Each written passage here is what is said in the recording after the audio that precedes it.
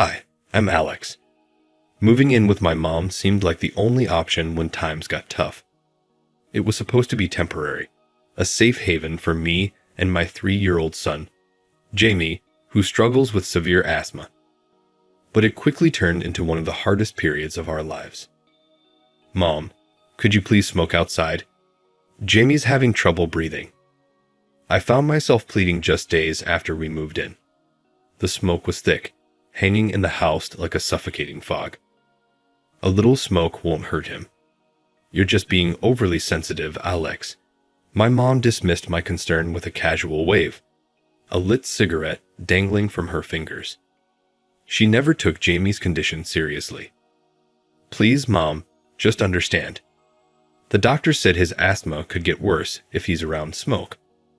I tried to keep my voice calm, but it was hard. I felt like I was hitting a wall again and again. Oh, doctors exaggerate. I smoked around you when you were a kid, and look at you. You're all grown up and fine, she laughed, as if it were a joke. But it wasn't funny, not with Jamie coughing in the next room. A sound that tightened my chest every time. One day, Jamie's coughing got worse. His breaths came in shallow, wheezing gasps, and panic shot through me. Mom, we need to go to the hospital. It's bad, I said, grabbing the car keys with trembling hands. Again with this drama, you're going to drag him to the hospital every time he coughs. She scoffed, blowing a cloud of smoke in my direction. It's not just a cough, Mom. He can't breathe properly. I could barely hold back my frustration, my eyes darting to Jamie, his small hand clutching his throat. At the hospital, it was the same routine. Nebulizers, steroids, worried looks from the nurses. But all I could think about was the home we were supposed to feel safe in. We can't keep living like this, I whispered to Jamie as he lay in the hospital bed, tubes running from his tiny arm. He nodded, his wide eyes trusting, so small and vulnerable. I was all he had. Driving back, the silence in the car was unbearable. Jamie was asleep, exhausted, and I dreaded the confrontation waiting at home. Where have you been? It's late. My mom snapped as soon as we walked through the door, the familiar scent of smoke hitting me harder than before. A reminder of what we were returning to. He was in a hospital, Mom. We almost lost him tonight, I said quietly, holding back the anger and fear that threatened to spill out. And whose fault is that? Maybe if you weren't so paranoid, he wouldn't be so weak. Her words stung worse than the smoke filling my lungs. That night, I lay awake beside Jamie, his breathing finally steady. I knew something had to change. I couldn't let my mom's choices endanger my son's life. This wasn't just about a temporary stay anymore. It was about Jamie's health, his future. I had to make a decision. Suddenly, Jamie's coughing escalated, turning into a full-blown struggle for air. I rushed to his side. Jamie, buddy, can you breathe? Panic surged as I watched him gasp, his face reddening. His breathing grew more labored, wheezes growing louder and more desperate. It was too much. It was an asthma attack, and a bad one. We need to go to the hospital now, I declared, scooping him up and heading for the door. What's all this fuss about? My mom asked, more irritated than concerned. Jamie's having a severe asthma attack. We need to get him to the hospital immediately, I explained, trying to keep my voice steady despite the fear swirling inside me. A hospital again? My mother rolled her eyes, clearly unimpressed. You're just overreacting. It's just a little smoke. He needs to get used to it. I stared at her, disbelief and anger bubbling inside me. He could die, Mom. Don't you get that? My voice cracked, the fear for Jamie's life making my heart race. Oh, stop being so dramatic. You're always so controlling, trying to dictate how I live in my own house. She waved me off, completely dismissing the seriousness of the situation. There was no time to argue. I rushed Jamie out to the car and drove as fast as I could, my hands shaking on the wheel, my mind racing with worry. At the hospital, the medical team sprang into action the moment we arrived, taking Jamie from my arms and hooking him up to machines. I watched them work, a mix of gratitude and terror swirling inside me. The doctors moved quickly, their faces serious and focused. "He's stable for now, but it was a close call," one of the doctors said after a while. "You did the right thing bringing him in. His condition could have gotten much worse if you had waited." When we returned home late that night, the house was quiet, but the smell of smoke hit me harder than before. It was a bitter reminder of why we'd ended up in the emergency room. Jamie was asleep in my arms, his breathing finally steady after the treatment. As I gently laid him on the couch, trying not to wake him, my mother appeared in the doorway, her face stern, a cigarette glowing between her fingers.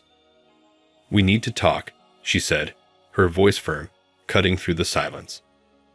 I nodded, bracing myself. "We can't keep doing this, Mom. It's not safe for Jamie." She took a long drag from her cigarette, exhaling slowly, the smoke swirling around her. "I've made up my mind, Alex. I'm not changing my habits in my own house. If you and Jamie can't handle that, then maybe it's best if you find somewhere else to live." Her words hit me harder than I expected. "You're really going to choose smoking over your grandson's health? This is my home, Alex. I won't be dictated to on how I should live. Not even by you," she replied coldly.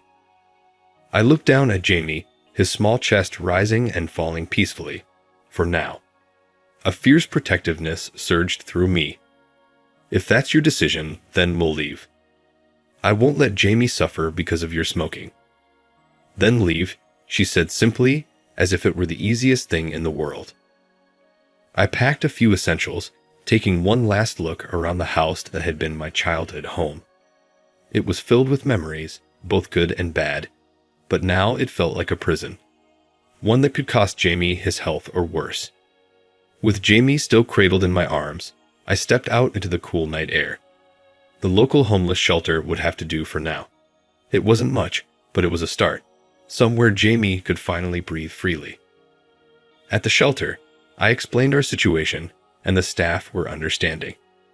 They offered us a small room with clean bedding. It was stark and simple, but it was safe. As I tucked Jimmy into bed, wrapping the blanket snugly around him, a wave of emotions washed over me: relief, sadness, but also a deep, unshakable resolve. As Jamie slept soundly beside me, his breathing easy for the first time in days, I knew I had made the right decision. No matter how hard the road ahead would be, I would protect him. After all, that's what parents do. We make the hard choices, we sacrifice, and we do it all for love. A few days later, one of the shelter counselors, Maria, handed me a list of subsidized housing options. They prioritize cases with medical needs, so Jamie's condition might move you up the waiting list, she explained. "Thank you, Maria. I don't know what I'd do without all this help," I replied, a surge of gratitude filling me. Maria smiled and patted my shoulder. "You're doing great, Alex. It's tough, but you're not alone here." The support from the shelter community was overwhelming. Unlike my mother, these people didn't offer empty words. They provided real, actionable help. Other parents shared their experiences, offering tips on navigating social services, while the staff arranged workshops on financial planning and tenant rights. In the afternoons, I used the shelter's old computers to search for job openings. I needed something flexible enough to let me care for Jamie, but I was determined to rebuild our lives, but stable enough to secure our future. I applied to countless positions, from retail to administrative roles, anything that seemed like a potential fit.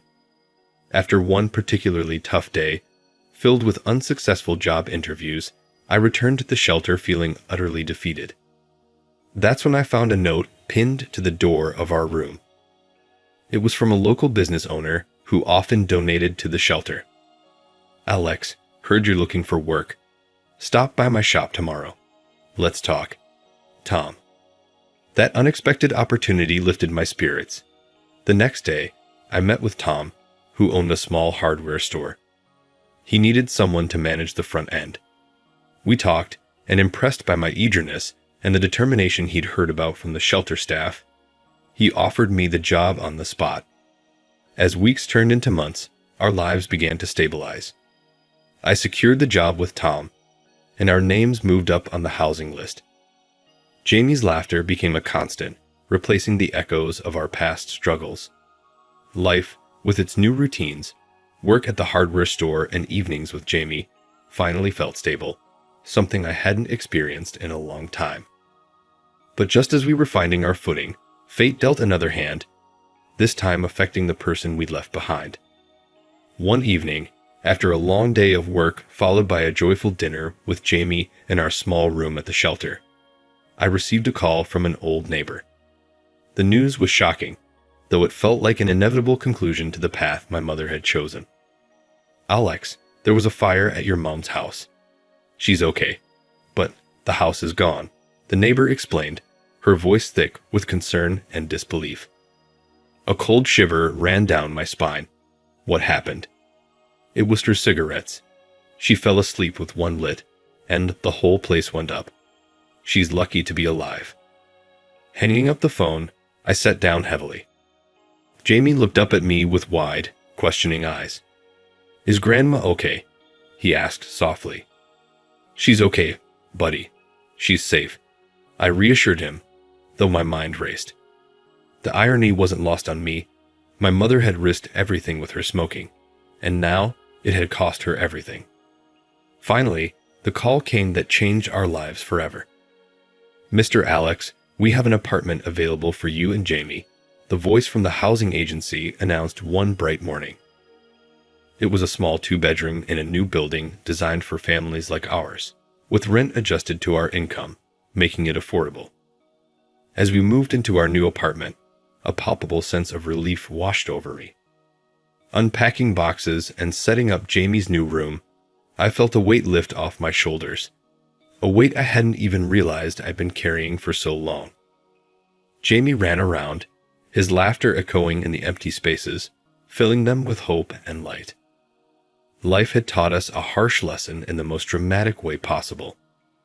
My mother, now staying with a relative, was on her own journey, hopefully reconsidering her habits. For us, it was a new chapter, one filled with fresh starts and the promise of a healthier, happier future.